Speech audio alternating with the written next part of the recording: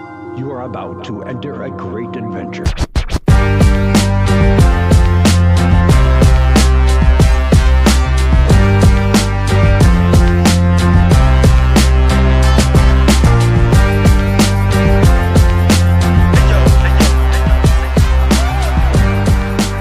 This is Strutting From Gorilla.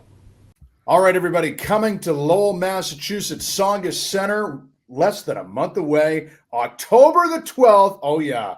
Look at this. We have the legendary Hardy Boyz with me, Sarge, Mike Riley, and Vito, Strutting From Gorilla, Matt and Jeff Hardy, TNA Bound for Glory. Guys, you excited for the show next month or what? We're extremely excited. We are doing one final battle with Team 3D, with the Dudleys, man. And, the Hardys and Dudleys, we are one of the most legendary and iconic tag team rivalries in all of professional wrestling. It started 25, 26 years ago. We've been feuding with these guys off and on for a quarter of a century, which sounds insane, but it's true. And we're having our final battle on October the 12th, right there in the Tsongas Center. Yeah, so you talk about the Dudley Boyz.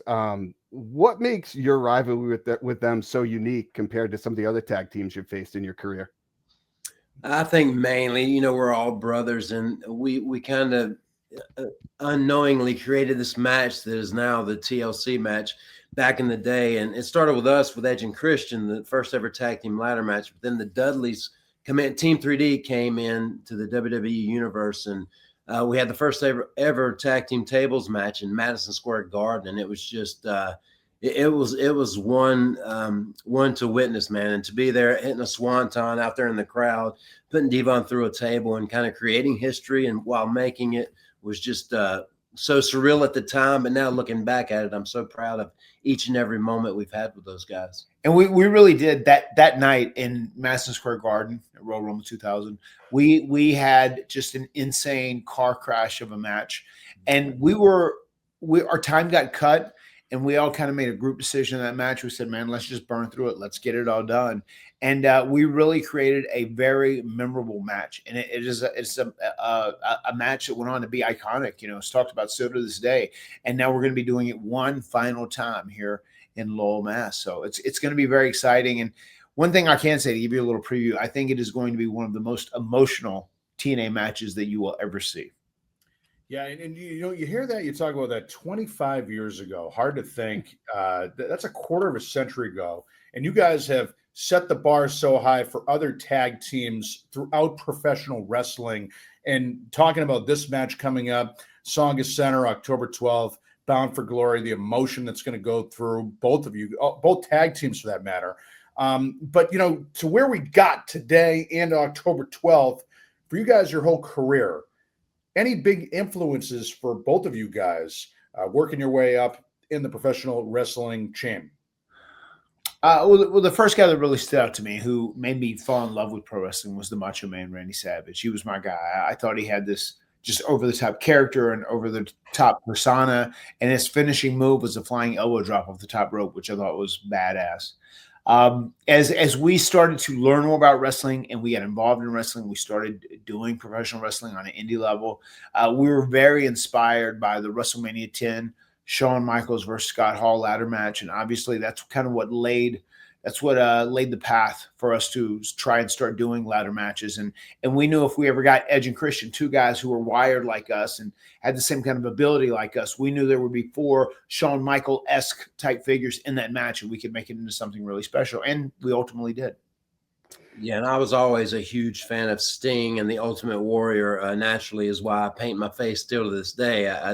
I was 12 years old in Fayetteville, North Carolina, and reached out and touched Sting on his shoulder one night. And I looked at my palm and said, oh, man, I want to make somebody feel like he made me feel right now. And that's the moment I knew I wanted to be a pro wrestler. And then as far as the ladder matches, man, all the pro wrestling world knew is that Razor Ramon versus Shawn Michaels match. And we had studied that match and watched it over and over again, recreated it time after time, and just modified and put our own spins on it.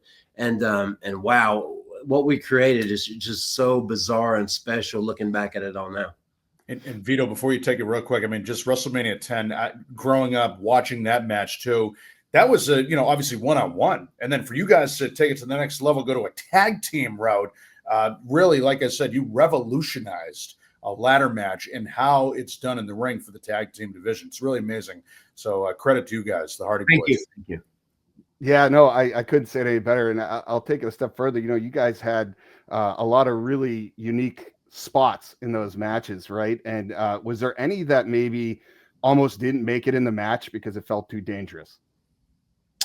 It's funny that you asked that. There's not really one that I can think of that did not make it into a match, but there was a spot that my brother was thinking about shortly after TLC2, whenever we had some more ladder matches, which was actually to break all the ladders in the match and have to have a ladder come down from the top of the venue with the arena that we're in, almost like the ladder that like hangs the lighting and whatnot. Yes. And we eventually did that this year, 20 years later, at Slammiversary 2025. That's an idea that he's had in his back pocket for almost 2 decades. So that's a cool idea that was never utilized that finally did get utilized.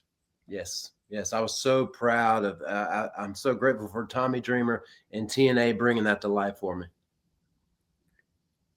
Is there a tag team past or present you guys wish you had the chance to wrestle, and if so, why? I'll be honest. The team that I think, if you have Prime Hardys versus Prime Brainbusters, Tully Blanchard and Arn Anderson, I think that would have been a hell of a match. And even all day. The way they worked, even in the 80s into the 90s, I mean, it would have still we would have kicked ass. It would have been the perfect wrestling match. Yeah. As far as current stars, I've kind of got this dream match of us and the Street Profits, man. Hopefully they don't break up before it's too late. Interesting. Yeah. Put that signal out there. Okay. What do you say, Vito? Yeah, no, absolutely. And, going back to TNA and Bound for Glory, this isn't your first stint in TNA. And, looking back at your first stint compared to this one, what do you think the difference is? I think on this stint, because some of our work in AEW, I just think, there were a couple scenarios that happened in AEW, but then I think there was a point in AEW where we were underutilized to a degree. And I think there was a lot of our fan base, which we call the diehardies. They're very loyal fans who followed us for decades, almost felt sympathy for us. And I feel like we were able to put the Hardys, put Matt and Jeff, put Team Extreme out in a position to succeed in the right role and utilize us the way we should be utilized. And I think people are digging it. It's almost like the retro style of what Matt and Jeff did so well is like back in and as cool as it's ever been. The first time we came in TNA, it was much different because we both reinvented, and I was doing Broken Matt Hardy. He was Brother Nero, and we had the Broken Universe, and we had all the cinematic matches and kind of like set the tone for the modern day cinematic match in so many ways. But now this is almost like, a lot of retro stuff is cool in 2025. And one of the coolest things in pro wrestling is the retro Hardys right now. Yeah, no, I agree with you 100%. I loved your first stint when you guys had that little bit of a singles run and you did the Broken Matt Hardy, but it is great to see you guys unite, come back, get a chance to face the Dudley Boyz here at Bound for Glory. If you guys are looking at your career, right, what do you want future wrestlers to take from the career that you've had in wrestling? I would go with wrestlers finding their ultimate authenticity, and just being themselves or whoever they've created within their mind, and just making it a lifestyle and giving the fans exactly what they deserve to see, and also being human with the fans, and I've always said we're just human beings with a different job, and our connection with the fans have been a superpower for me. Yeah, I mean, we have really built a lot of equity with our fan base over the last 3 decades, and one thing I would say that I think I would like people to remember about us is that we're 2 of the most passionate pro wrestlers you'll ever meet. I mean, like our passion is what drives us. We love this as kids. It was our dream. It was our aspiration. We wanted to do it. We chased down this dream. We made it a reality, and we're still doing it. And it's like, even when we go out there now, hell, man, I'm about to turn 51 years old, and my brother just turned 48, but we still feel like we're 21 and 18 internally. And every time we go out there, man, it's like we have the coolest job in the world, and it doesn't feel like a job. We actually get to go out and do something that we love and enjoy, and we're getting paid for it. So I would like people to remember us as two of the most passionate professional wrestlers of all time, too. Passionate and also really professional too to the fans. I know you guys won't take the victory lap, but I'll give it out there for everyone. You guys are always so nice to fans in general, the WrestleCons, the Comic Cons, and you're there from the very beginning to the very last person that wants an autograph. I've seen it firsthand. It's amazing. And that's really a credit to you guys. You don't forget where you come from. And that's something that's really important for fans to know, that how good you are back to them, to the fans that support you. Well, thank you. Yes. We are both very aware. Without those people supporting us, we wouldn't be who we are. So we've never lost sight of that. We've always been grateful. We've always been appreciative. And it means a lot to us to create an experience with these people who have supported us for so long. And I think we're very good at doing that. Proud to say, me and my mom, when I was in middle school back in the year 2000, waited 3.5 hours in the pouring rain, Everett, Massachusetts, for you guys, Sports World, Everett, Mass. And it was worth every penny to be there to meet Matt and Jeff Hardy before a show at the Fleet Center in Boston. It was huge. So things you don't forget. I still have the Polaroid picture too, guys. Polaroid picture. I said it. It was such a simpler time back in those days, right? I know, right? Crazy. Real quick, we talked about October 12th, TNA Bound for Glory. Besides this, what's next for the Hardy Boyz? Well, we're really grateful we're getting this last Dudley's match, because Devon Dudley of Team 3D, he had some health issues, and we didn't know exactly where he stood, how he was going to be, how he was going to be cleared, and we didn't know what Bully Ray's status was exactly too. But turns out these guys are healthy, and they are up for another match, and they are good to go and cleared. So we know we have a lot more behind us than we do in front of us, right? And the Dudleys are definitely in that same boat. And I think you're going to see a very, very emotional moment at the end of this match, whether we win, lose, or draw. I think you're going to see 4 real human beings get in there and really celebrate the entertainment they have brought so many people over the course of the last quarter of a century.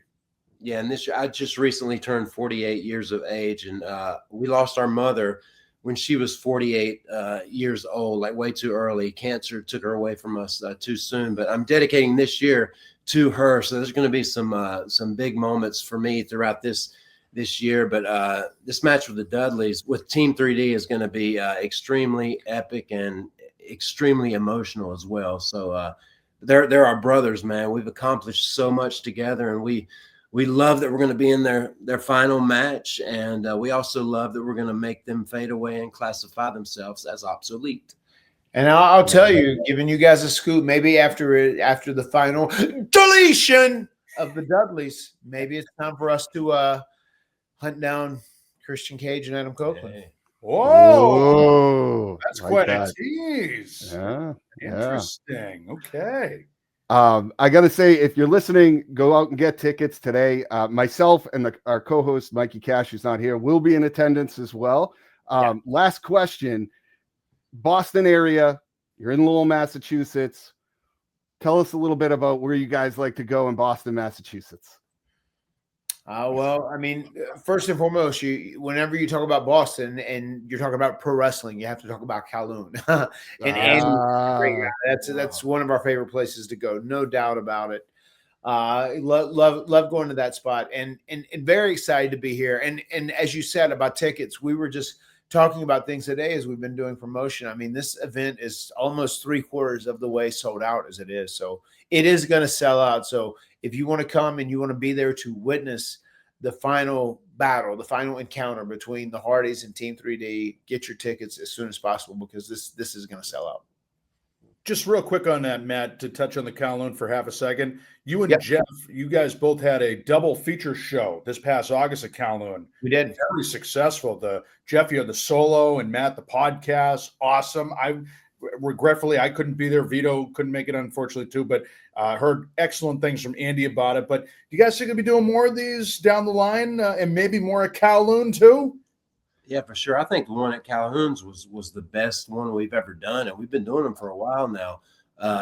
Huge crowd, and my singing's evolving. Matt's Extreme Life of Matt Hardy podcast is evolving, and it's cool that it's outside of our professional wrestling lives and kind of something to fall back to. And yeah, it's just exciting, man. I definitely would like to make that a every 6 month or so deal at Calhoun's. Yeah, we've been branding these Hardy parties, and we've been doing them kind of piggybacking off Comic-Cons we do. So we do them quite often.